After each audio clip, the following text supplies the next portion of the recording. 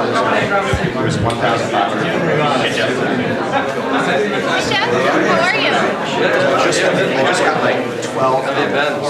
I'm good. You what? What are you planning? It's good to see you. Staying busy? All right, good morning, everybody.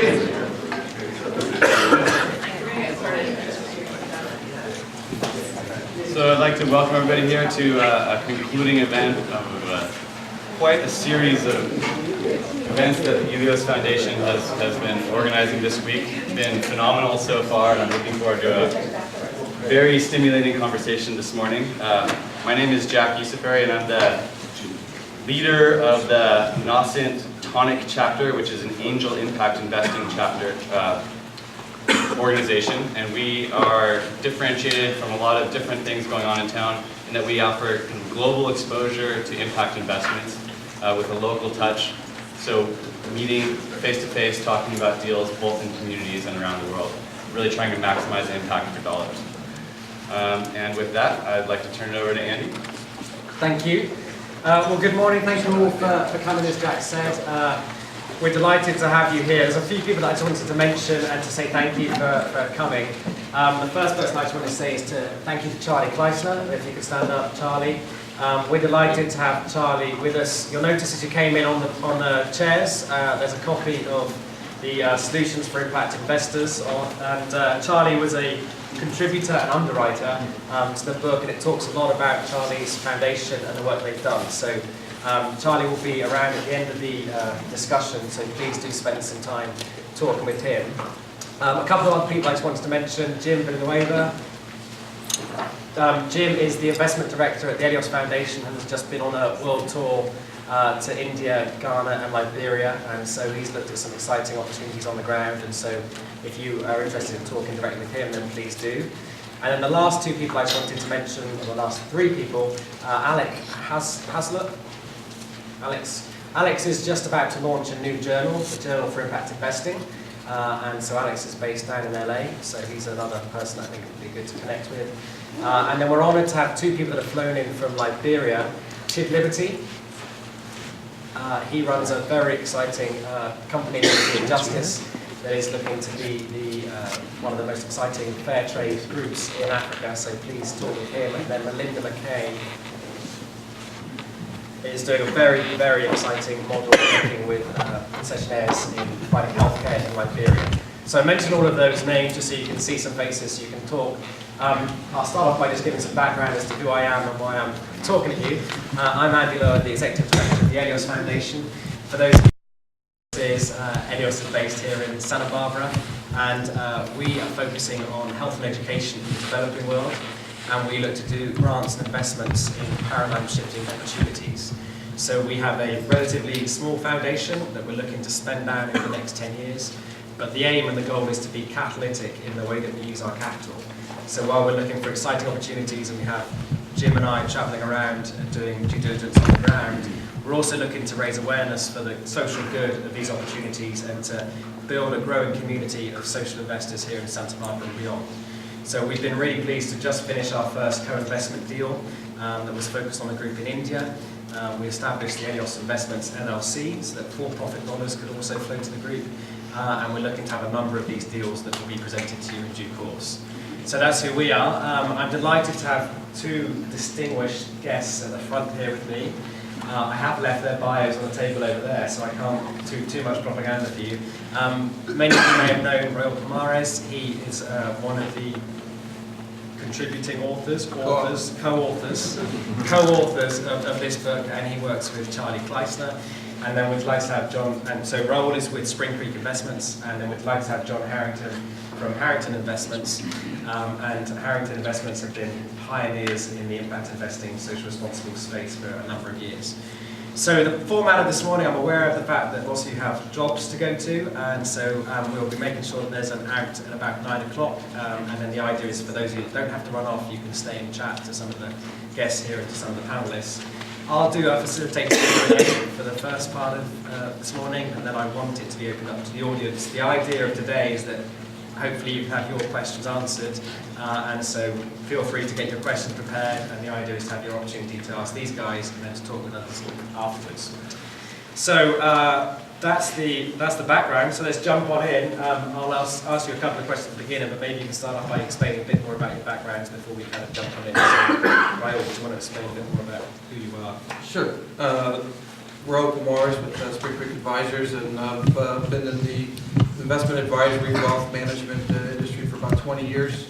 10 years ago, after building a firm that was dedicated to taking a more comprehensive and holistic approach to helping clients plan their wealth, a client, or the clients here in particular, his family, challenged us and said, wait a second, you do all this amazing work to think through the purpose of our wealth and what we're doing, but how can we apply this, or how does this apply when it comes to the actual decisions about our assets and our portfolios? And that was really a challenge that led me on the path it's been for the last 10 years, in which I've dedicated and focused towards creating a framework and creating a framework and a methodology to allow investors to identify and execute the representation of their values and their mission into their portfolios. And so, previous to joining Springcreek, I was a portfolio manager at Guggenheim Partners, where I built and led our sustainability, mission, and social investing practice, as well as spent some time at other large institutions and some boutiques. I think that's Fantastic. John, maybe give yourself a bit of background. Okay. Well, who you are and what you do is probably the hardest question that will be asked today. I'm a registered investment advisor. I've been in the socially responsible investment field for about 35 years, and I got in the business in a little bit different manner. I was a consultant and worked in the California Legislature back starting in the early 1970s, and wrote a report for the California Legislature on California's economic involvement with firms operating in Southern Africa. And then from there actually wrote a series of bills and a legislative package to divest from companies in South Africa, but began to look at how pension funds and public funds were invested across the state, and how we could not only maximize financial return, but maximize social and environmental return. And I was a consultant for the state senate on an investment committee. I was on a pension board in Sacramento. Started a company called Working Assets in 1983 with colleagues, and then a company called Progressive Asset Management, which again were businesses that were attempting to develop an overall plan for what now we call socially responsible investing, or ethical investing, or triple bottom line investing, or whatever it can be called, including impact investing, which is a part of what we've been doing for quite a number of years. I managed portfolios for individuals and institutions across the country, and this is a great day for me to be able to blab a little bit about what's really important in my life. Excellent. Well, thank you both for that. So let's start off with the first question, which is, we've been talking about this impact investing thing, and we've mentioned that a number of times already. So the first question is a kind of a nice softball. What is impact investing in your definition, and how would you define it? And I'll ask you first. We look at one of the challenges the industry has faced has been what one of the early reports called the Tower of Babel. As John just mentioned, there's a whole litany of jargon, language, acronyms to describe this industry, and through the support and the work of the Rockefeller Foundation, there's been a conscious initiative to try to bring the industry around some terminology so that we can move past the confusion of language and just focus on what the opportunities are. And the language that we settled on was this notion of impact investing. And what impact investing simply defined is an investment opportunity in which you are not only achieving some level of financial return, but also having a conscious and purposeful social environmental impact. That's the broad definition. We break that down into two subsections, in that we recognize that there's a continuum in which that activity can occur, in which you might be putting a bias towards first a financial return with some degree of social and environmental impact, or in other cases you may be looking to optimize or focus on a a social environmental impact with a level of investment floor to that return. And so it's really an investment that has a social and or environmental impact, and you have this ability to work across a continuum of which element of that you seek to optimize.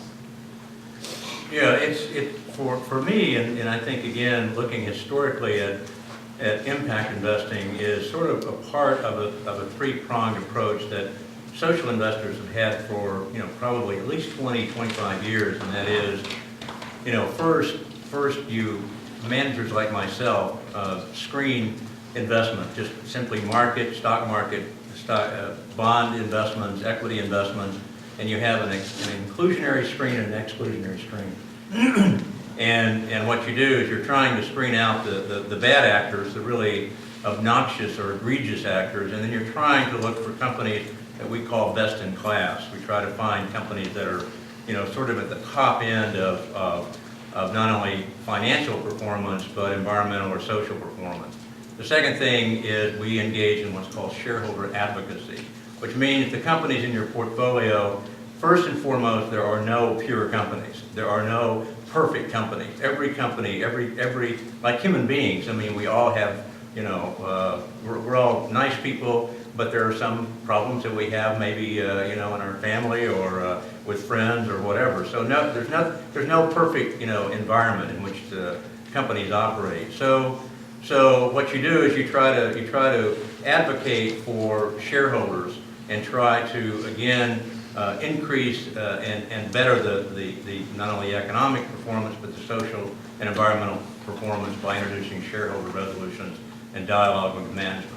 The third prong of being a social investor is looking at the impact, like Raúl said, the impact that a company has and how you can look for direct impact. I mean, we operate in such a large secondary market where we really need to find companies that are having a significant social and environmental impact, and we do this in a variety of ways, which we'll talk about later. If I could just add in terms of the space and John's comments, public equities and equities represent a very large part of the global capital markets, but the notion and the idea of impact investing goes beyond just public equities. This is an approach and a strategy that can be applied across asset classes, so from your cash to your fixed income, public equities, private equity, and real assets included. So not in order to just calibrate the audience, recognize that the approach can be taken across all asset classes. So you mentioned it briefly, but there's obviously kind of a new wave or a new energy talking about this issue, and that's shown by I think the people that have come here today. John, I'll start with you. Is this something that's new, or has this kind of been around, or is it evolving, or how would you kind of describe where we're at today? Yeah, it's actually been around for a while, but it's gained a lot of momentum just within the last, I would say, 10 years, 15 years. One of the pioneers in this is the Calvert Foundation, which, for example, we now buy what are called Calvert notes, and they support a lot of community development financial institutions around the world, fair trade organizations, community banks, credit unions, organizations like what used to be called the Ecumenical Development Cooperative Society, which was started by the World Council of Churches in 1975, which is now called OCO Credit, to organizations that operate and have a great impact on communities. Social venture funds, funds of funds, which are Calvert has started a series of small funds in which investors can funnel money through to have very, very high social impact.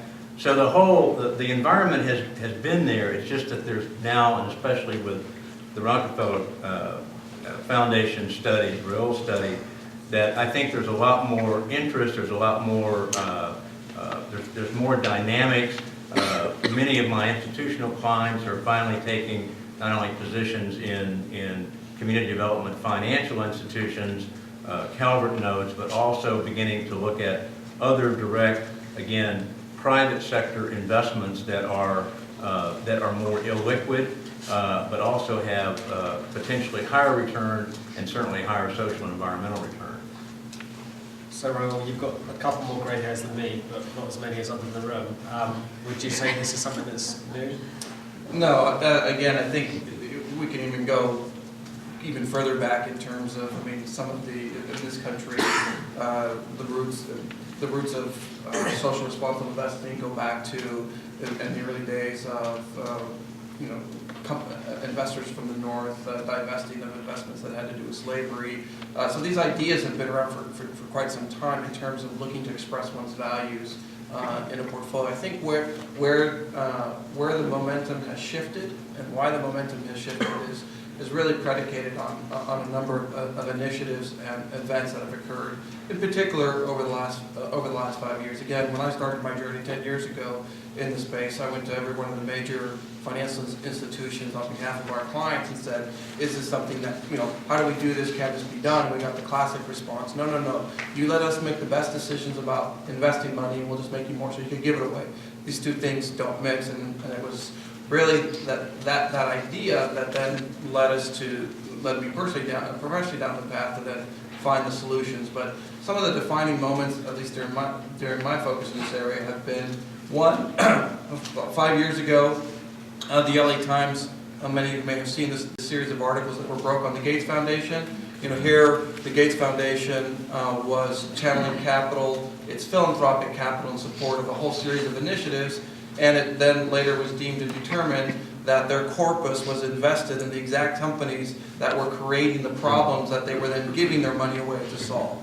So, classic example, they were the largest shareholders of one of the biggest predatory lenders, that then they were grant making to bring solutions to for some of these low economic communities. And so that was a really big wake-up call. I think the other thing that's really created a tremendous wake-up call, of course, is the severe economic crisis that the global economy has faced.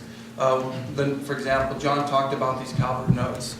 You know, these are high impact notes that, you know, pay anywhere from, say, 1 to 2%. And people say, oh, 1 to 2%, that's terrible, that's not a return. But guess what? In 2008, when global equity markets were down 44%, making 2% on your money sure was a, you know, so putting your money in what would have been, quote, high, fully impact first versus financial, you would have come out way ahead. And so these events are all conspiring to really drive and create the opportunities. I think we also look at, when you look at population growth, when you look at the demand on energy resources, water scarcity, all these factors that have historically been seen as externalities are now becoming realities, and as a result of that, people are waking up and recognizing that, this is now moving from a what we call a risk management exercise, which is, oh my God, I should avoid these things because they represent a risk to my portfolio, to waking up and saying, wait a second, this isn't about risk, this is about opportunity. You know, that this innovation, you know, if you can do more with less in terms of activities and energy efficiencies, if you can figure out ways to create more drinking water, if you can solve and integrate more sustainable agricultural practices, if you can, as some of the examples that are here visiting us, if you can create economic empowerment through fueling of small, medium enterprises and small and growing business, you can really affect change to a level that hasn't been seen before. I think all those factors are conspiring to really bring us some energy and momentum around the topic. Now, it's not perfect. There are still lots of challenges. There are still many, I'll excuse all of those that are in this room because they're here to learn, but financial intermediaries in particular have proven, our own industry has proven extremely reluctant to embrace this, but fortunately I think enough asset owners have basically started to challenge them, and as a result look forward to welcoming them into the fold and moving this industry forward. I should say too, if you look at asset classes and you look at the world as we know it, I mean, now we have, like we've talked about, this huge liquid stock market, and if you think about what's sort of gone on in the stock market for the last 10 years or so, and then you look at the volatility, and then you you think about the fact that more and more investors have poured money into stocks, into derivatives, into some very risky instruments that, have sort of been accepted, including life settlement policies, which we talked about earlier this morning, where people are actually, I don't know how many people know this, but if you're an individual and you have whole life insurance and you want to cash out, the insurance company will cash you out, let's say for $30,000, and you're 70 years old and you get your $30,000, or you can go to somebody who'll give you maybe $35,000 or $40,000, and then what they'll do is they'll buy your insurance policy, and then they'll keep paying the premium and they'll trade it. So now it's been securitized, and so life settlement policies, people are actually trading, what we call death bonds. So, we look at this, and then we look at the market in general, and we see that 73% of the volume of the exchanges are rapid fire trading. They're algorithmic traders. In other words, it's server farms, basically trading hundreds and hundreds of millions of shares, a day literally in seconds. So, the average holding period for a rapid fire trader is 7 seconds. I mean, so we've got such a diverse, group of people that are trading all these instruments, like credit default swaps. And so when you begin to think about, are you making money? You're simply making money out of money. You're not creating enterprise. You're not creating a job. You're not putting people to work in quality jobs, and you're not having a high social impact in a community. But you're basically making money out of money. And so, I mean, we need to sort of understand that that's part of the market that we're dealing with. So you need the diversification of some of this, especially these investments where you can actually have a significant social impact. So moving forward with the next wave of questions, I want to talk a bit more about the successes and actually get to more of the details. So this is great so far. What are the actual returns of this new kind of impact investing philosophy? What's the bottom line, and what are the financial returns? How can that be adopted by an investor? Again, as I mentioned before, this isn't a singular asset class. This impact investing has been expressed across many asset classes, and it's important when evaluating and looking at returns to look at them as we do in the traditional investing sense on a relative basis. So when you're looking at public equities, using the appropriate public equity markets. Can't speak for every impact investments. I can speak to, for example, the public equity portfolios, global portfolios that we've allocated to on behalf of clients. We have seen consistent excess return on a relative basis. Relative meaning, yes, in 2008, the global equity portion of the portfolio was down, but it was down far less than the MSCI World, a traditional measure. And on the upside, we've continued to capture return.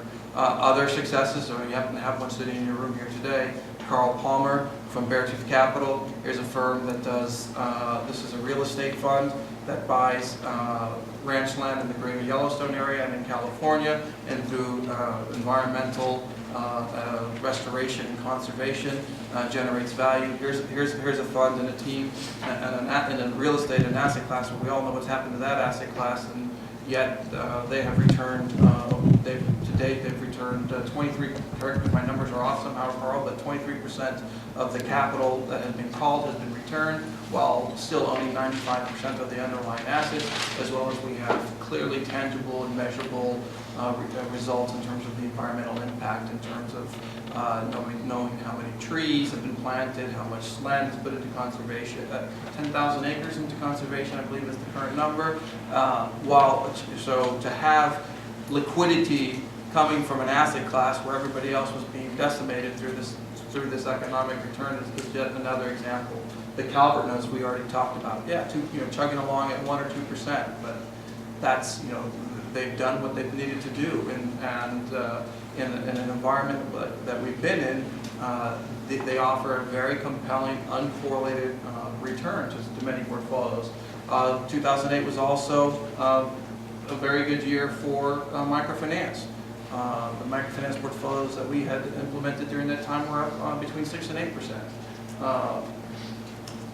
microfinance is having some other issues today, so we will see what their long-term returns, what happens to some of their long-term returns, in particular in places like India right now. But beyond that, there are now clearly measurable results in which impact investments have performed equally, and in some cases outperformed their relative benchmarks. Now that doesn't mean they've all been perfect. Just like every investment, there are funds, there are investments that have not been as successful. But I would hold out that that's a function of the management teams or the teams that were managing those investments, as opposed to a specific comment on the asset class or the fact that they were impact related or not. Yeah, more management style, you know, than relative performance or non-performance or underperformance. And I mean, again, I think you look at the whole issue of diversification and looking at, and Raúl can talk more about the study that he was involved in. But I mean, if you have to also look at risk and volatility and look at the whole, you know, diversification by asset class. And what we've been looking at for years is, you know, again, I mentioned the stock market in general, but also, you know, looking at other asset classes and how they perform relative to, for example, the CDFIs that I mentioned, and the fact that there have been no defaults in most of those loan categories across the board. So I think in relative terms, as well as looking at the whole issue of diversification, you know, you're beginning to see people, you know, respond, you know, to this long-term interest in not just simply investing in companies that, you know, externalize their cost onto society, but actually, you know, begin to focus on real overall return. If I could just add one other point to that, I think one of the things that's critical, and I know John knows this quite well, is there's this idea, this notion, and one of the things that's important is, you know, just because an investment or company subscribes to have, or even has the potential to have social and environmental impact, it doesn't get a pass. It doesn't mean, oh, well, because it has impact, we're going to go ahead and overlook the quality of the management team. We're going to overlook the structure of the investment. These investments have to meet the same rigorous kind of qualitative and quantitative assessment in order to be sure that they're compliant. I think, John, one of the recent examples that I think highlights this point is your recent shareholder advocacy event and then ultimate divestment of a wind company from Spain as a result of its practices in Mexico. So here's a company that, yes, from an environmental perspective, it's a wind company, and so a lot of people are rushing into wind and saying, okay, well, it's a great green investment, but oops, guess what? If you don't look under the cover the way these guys do and recognize that, oops, they may be green, but socially their practices are, you can speak more to it, are...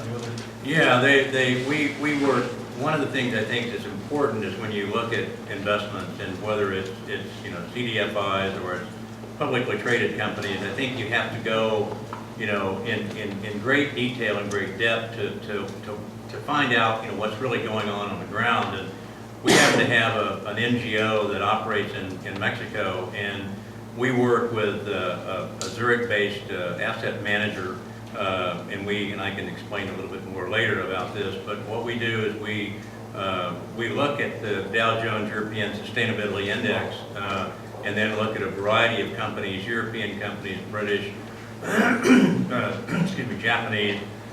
One of the companies that we looked at was Gamesa, and is a wind company and operates in Mexico. And we talked to, excuse me, we talked to our NGO in Mexico, trying to get a good feel for what Gamesa was doing on the ground, and we found out that they, instead of paying the landowners, and these were essentially people who were barely, you know, above subsistence level, paying them up to a 10% return on their acquisition and maintenance of a wind machine. They were paying them less than 1%. So in one part of the country, in one part of the world, they would pay up to 10. In Mexico, with peasants who had very little access to any information, they were paying 1%. So we went to the Gamesa and said, you know, what's going on? And for over a year, we tried to get more and more information, and they were very reluctant to give us information. And finally, we got, you know, a very bare letter saying, well, we've looked into it, it's not a problem. Well, give me a break here.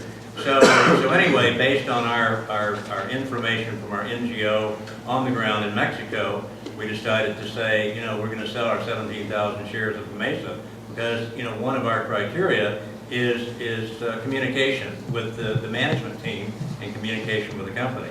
And if you can't communicate and be fully transparent, then we're not going to invest in your company. So we're at the time, so I'll just ask one more question before we open up for the audience. And that's more of a practical question about how this is actually kind of done in practice and what kind of comments you would say to the audience here, both those in terms who are investors or those that are wealth managers. How is this actually done in practice and kind of what tips would you give for the next steps? I think, well, as we outlined in the book, I think one of the other important parts is to recognize that this is not an exercise in what we call the tyranny of the or. This is an exercise in embracing the changes of man. And to that extent, for both be you the asset owner or the advisor to the asset owner, whatever process methodology you already use to determine what is the financial risk reward profile or the asset allocation that you deem is appropriate relative to your objectives, don't throw that out. Start with that. And then from there, assess and evaluate what are the areas, what are the values or the mission or the areas of impact that you're seeking, and embark on an exercise to assess and evaluate how those themes and where those themes can be effectively expressed in your portfolio, and then go out and find those opportunities. And if you don't already have those opportunities, engage with the networks that exist. You heard this morning about Tonic. You've heard obviously the work that Eleos is doing. There are other organizations, be it if you're a foundation, there's the More for Mission campaign. There's the GIN, which is the Global Impact Investors Network. There's a whole list in the book of online resources in which you can engage. There's a Mission Markets database. There is, the GIN is coming out with a database. So there are now, when we started, these things didn't exist. And so, but today, for the advisor in the room or the asset owner who's looking to identify opportunities, that hurdle has been significantly overcome through a series of resources that are available to you. Yeah, some of the resources too. I mean, the Social Venture Network, which is a project of Tides out of Presidio in San Francisco.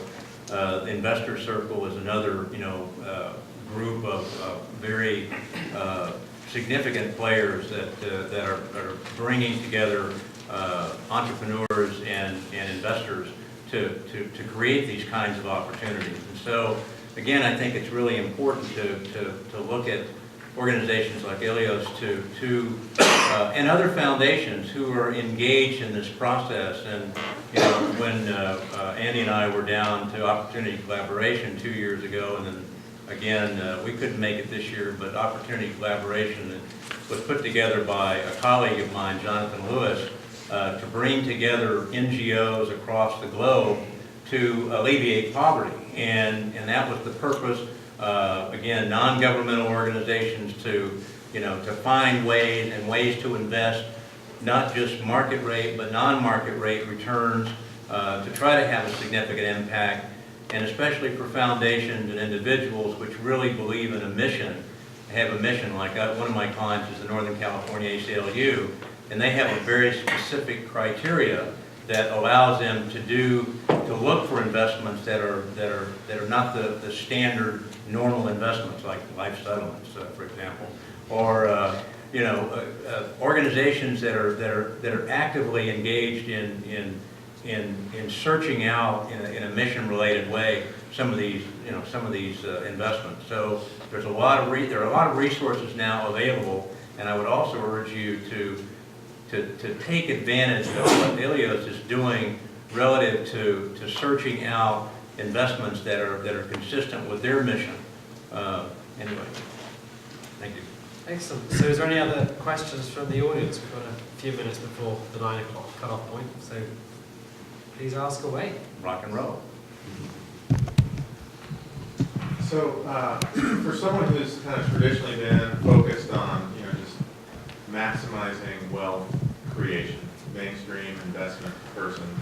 I mean, can you definitively say at this point that if they opt for an impact investing strategy that you can, match or beat the returns that are generated, or is there still some trade-off? I think there's a perception that if you're coming at it with, the social impact part, that you have to kind of figure out if you want to sacrifice some returns and have this impact. But is that a real trade-off or not?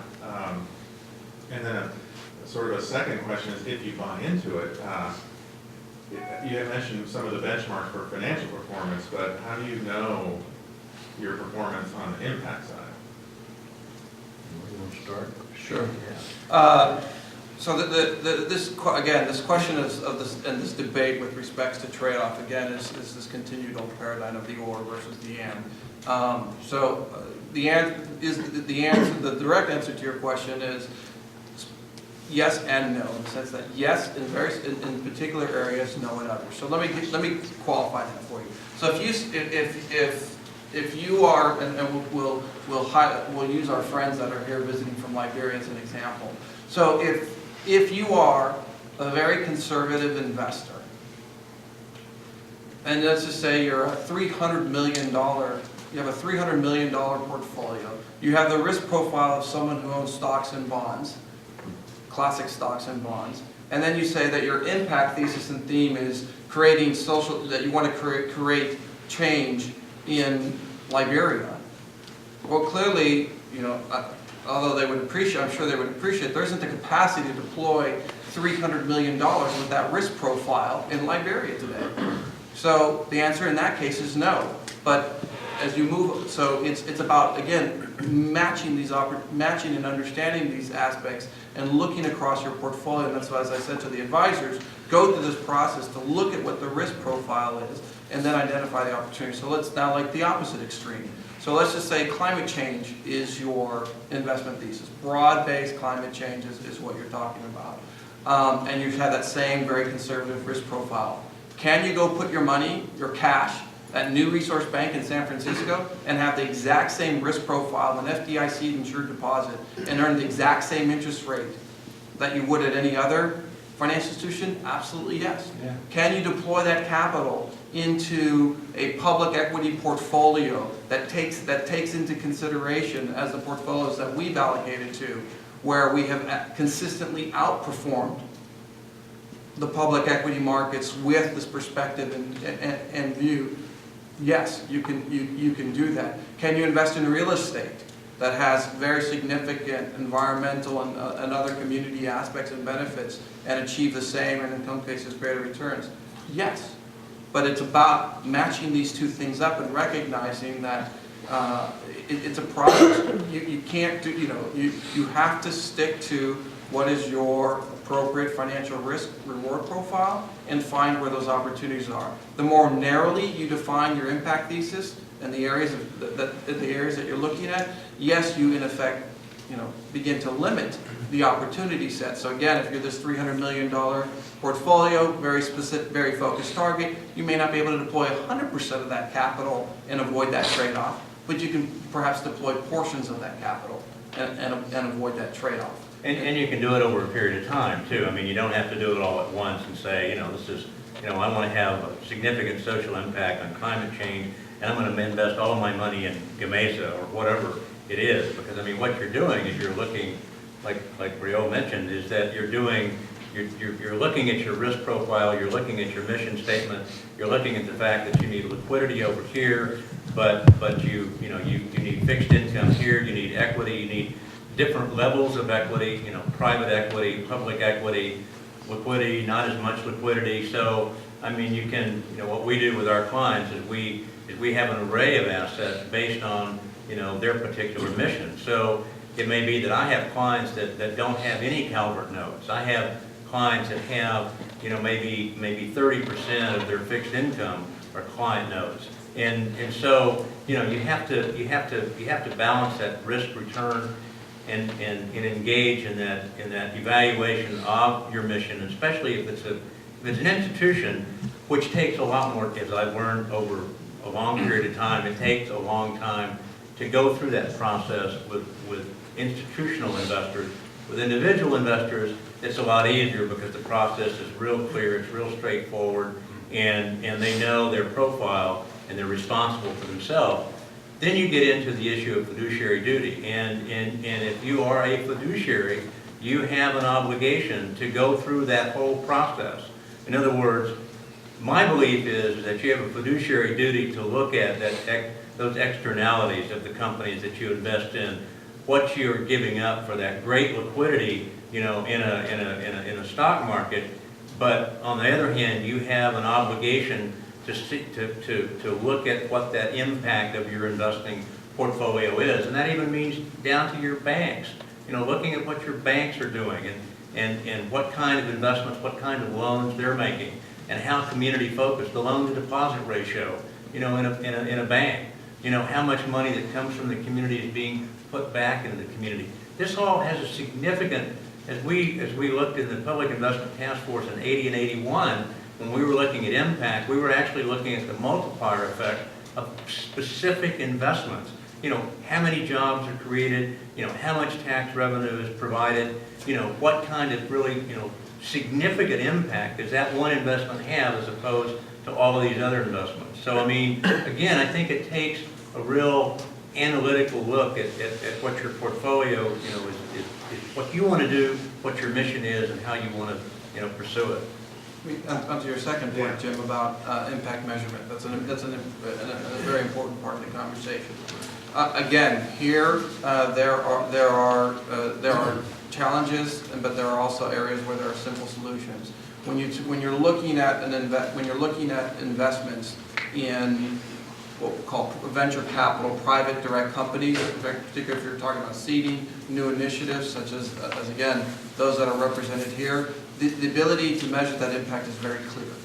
And one comment, that you don't make that decision after you've gone into an investment. That needs to be part of your decision going into the investment. So be sure that in your due diligence you are upfront in that process, identifying what it is that you need to actually do that from the beginning in terms of in your investment policy, all the way down to how you assess and evaluate a particular investment. But yes, clearly certain investments such as direct investments in small, medium enterprises, small growing businesses, or venture capital investments in private companies, those companies tend to be singularly focused, and it allows you to easily measure. Real assets is another area that is very easy to come to agreed upon measurements. You know how many acres are in conservation, how many trees have been planted, how much forest is being managed on a sustainable basis. These are all things that are quite measurable. As you start to move up, in particular when you get into some of the larger public equity companies, that effort becomes much more challenging. So the classic example I like to give is General Electric. GE finds its way into many of the largest water portfolios, or folks that are targeting water. And is GE in the water business? Absolutely. But water accounts for less than 3% of GE's activity. GE's in, as we all know, and they're also in wind. And so if you're in alternative energy, well, is GE qualified for you in that? And so it becomes very difficult to effectively measure all of the various areas in which these multinational corporations are participating in. There are various initiatives underway. Again, the Rockefeller Foundation and the work of Jin now has spun and created something called IRIS. All this is, again, in the book that's on your seat, to kind of start to bring some standardization around what the opportunities are and how these things can and should be measured. So it's not an exact science, but progress is being made. The other thing I would since you brought up the question of impact, is recognize, apart from how much impact you need, investors need to be taken into consideration and looking at and understanding that there's multiple levels of impact. So for example, as a foundation that's focused on health and education, as is Eleos, it's very, there might be there are going to be some opportunities that come across to Eleos that are very clearly focused on having an impact on those things. But as we learned from the organization in Liberia, who was going to be tackling education, well, you can't tackle education if these people don't have access to clean drinking water. So it's important to recognize that other elements and aspects of impact investing, although they may not be seen to have a direct impact on what you've stated as your thesis, recognize that those secondary and tertiary benefits and impacts can be important. You look at microfinance. Microfinance is all about, people think about microfinance as a form of bringing access to capital where it otherwise doesn't exist, get these social enterprises. Well, guess what? If you're if you're interested in health and education, microfinance, what happens in these communities when these women are given access to that capital, that they start these businesses? Well, more often than not, they're able to actually send their kids to school, so those kids don't have to be working. So you are impacting education. They're able to use that capital to then go and buy those medical services that weren't there. And so you need to think about these things comprehensively and holistically and recognize fiduciary duty. Yeah, that it's not just about, oh, I'm going to do this and I just have to measure that and forget about everything else. Great. Any other questions?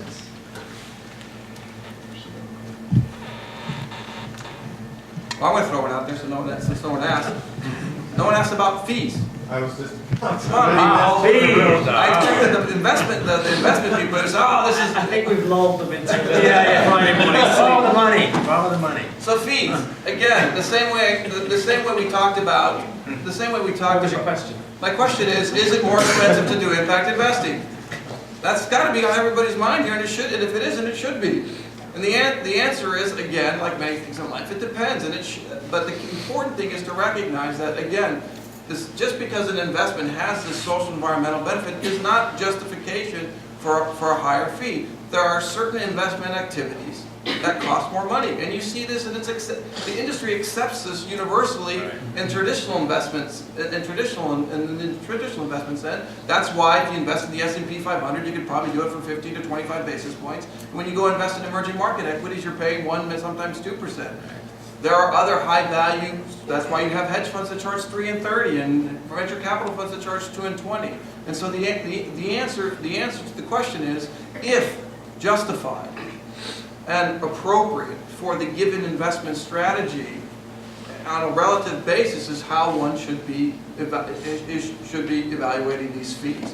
But to make the blanket statement that impact investing costs more money is inappropriate and is wrong.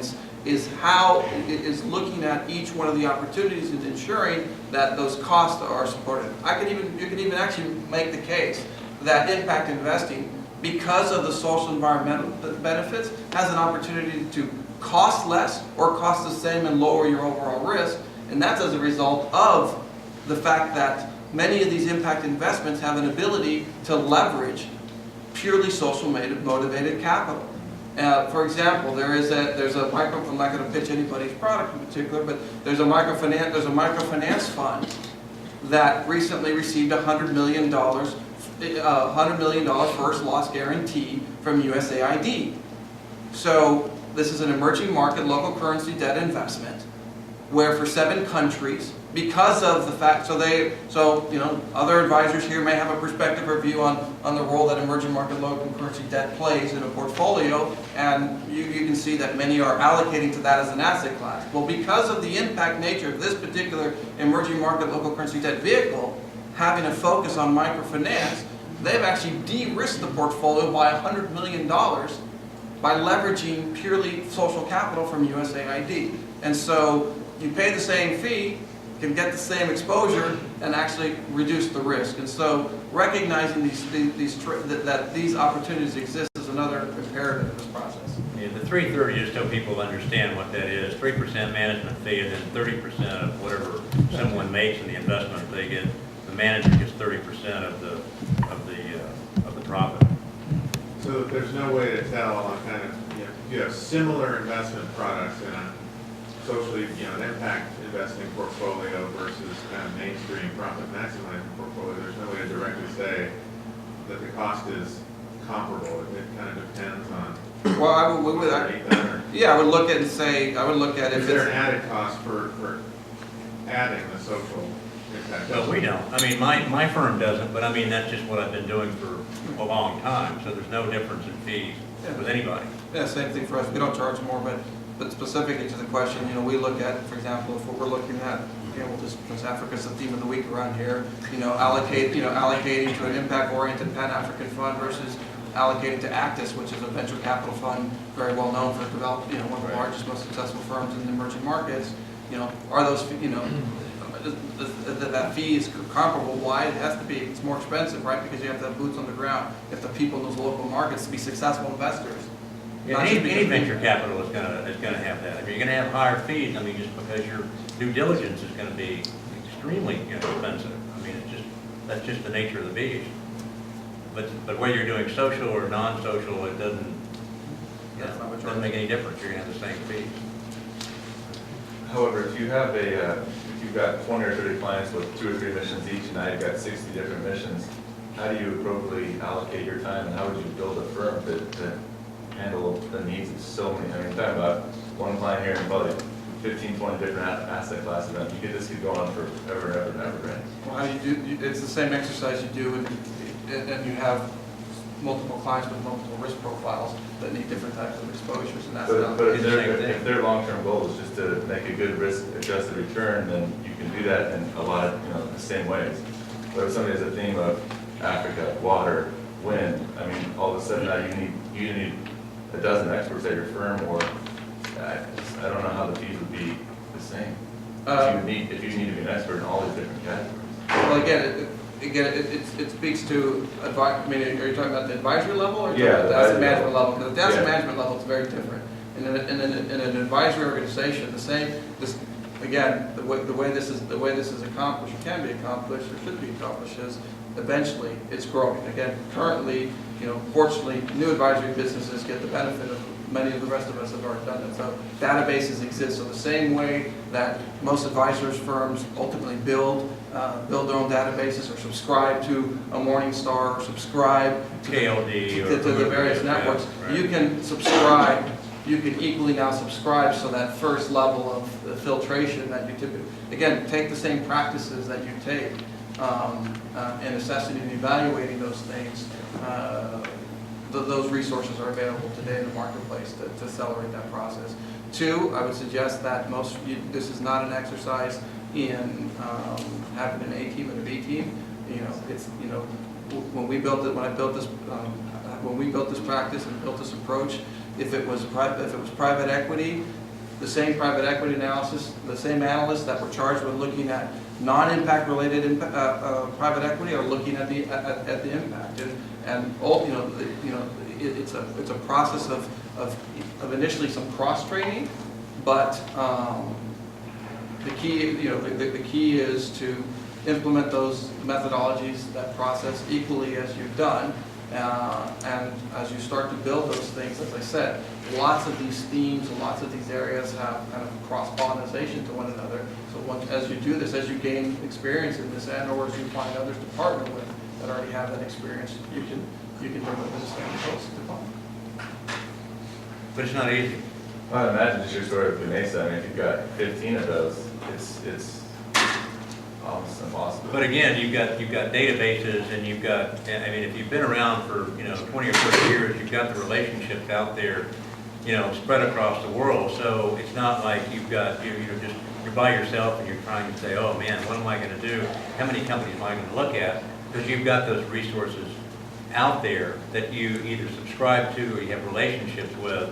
But you're right, you can't do everything yourself. You have to rely on other parties. But what's happening, again, 30 years ago, you couldn't do it. You just didn't have the relationships, you didn't have the databases, you didn't have the technology. I mean, the technology has given us, so much more access, and the transparency has increased over the years. I mean, if you look at just emerging markets, I mean, that is an area that is very difficult to look at from a social and environmental standpoint. We don't have as much data, it's just now becoming available. But you have your networks that you work with, and especially your nonprofit networks. And again, that's another important part of this is you don't just say, well, I'm a for-profit. I'm only looking at for-profit, companies and organizations to work with. I mean, you work with nonprofits because you're all trying to, hopefully you're trying to move in the same direction. So you really want them to know what you're doing as a for-profit entity and you to know what they're doing relative to, the fact that they're on the ground and they can really see that social and environmental impact, close up. So, but it's not easy. I mean, it does take effort and it does take commitment by, people, that are in this room that are doing the things that we're doing. So it's really important. Great. Well, I think it's a natural time to say it's just gone 9 o'clock. Some of you need to leave. I do hope the conversation is going to carry on. So don't run off unless you have to run off. And I deliberately did the shout out so you can have specific opportunities to speak to a number of people in the room. Thank you, Raúl. Thank you, John. I thought the answers were really helpful.